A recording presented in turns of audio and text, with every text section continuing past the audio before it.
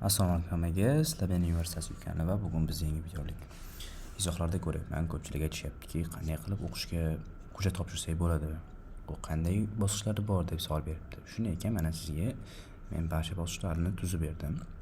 Xo'p, endi navbatda nima qilishingiz kerak? Birinchi navbatda ro'yxatga tushishingiz kerak ushbu saytga kirib. myuzmum.uz saytiga kirasiz. Aynan mana shu havola orqali ro'yxatdan o'tasiz.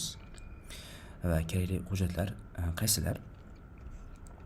Pasport yoki ID karta, diplom yoki attestatsiya, ya'ni 11-sinf yoki kollej bitirganligingiz haqida, texnikum bo'ladimi? Va albatta elektron foto. Ta'lim yo'nalishini tanlashingiz kerak. Birinchi navbatda abituriyent oliy ta'lim muassasasini tanlaydi, ta'lim yo'nalishini tanlaydi, ta'lim tilini o'zbek, rus va boshqalarni tanlaydi, kunduzgi yoki kechki ta'lim shaklini tanlaydi.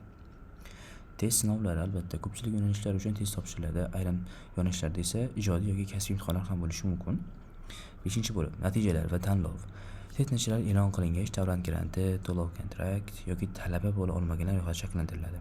6-bo'lib talabalikka tavsiya etilish. Yetarli ball to'plagan abituriyentlar talabalikka tavsiya etiladi va kontrakt yoki grant asosida o'qishni boshlaydi.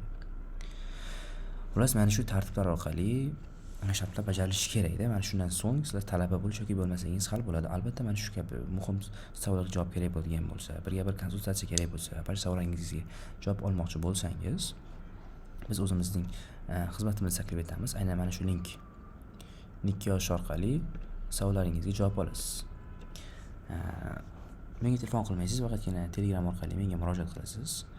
Va sizni ham mana bu kanalim premium kanal, ya'ni qo'shilish narxi 30 ming so'm. Ichida barcha ma'lumotlarga, savollarga javob berib borganman. Kirish ballari, eng kam kirish balli, pasportning eng kam universitetlar va boshqalar hamma savollar yerda javob berilgan. Shuningdek, plus 20 ming so'm qo'shadigan bo'lsangiz, bepul konsultatsiya bo'ladi. O'qishga kirguningizcha sizga yordam beraman. Ya'ni qaysi joyga hujjat topshirish kerak, qaysi soha tanlash kerakligi haqida mana shu kanalimda bo'ladi. Aytganimdek, agar shu sizga qiziq bo'lgan bo'lsa, mana yakun qonga yozasiz.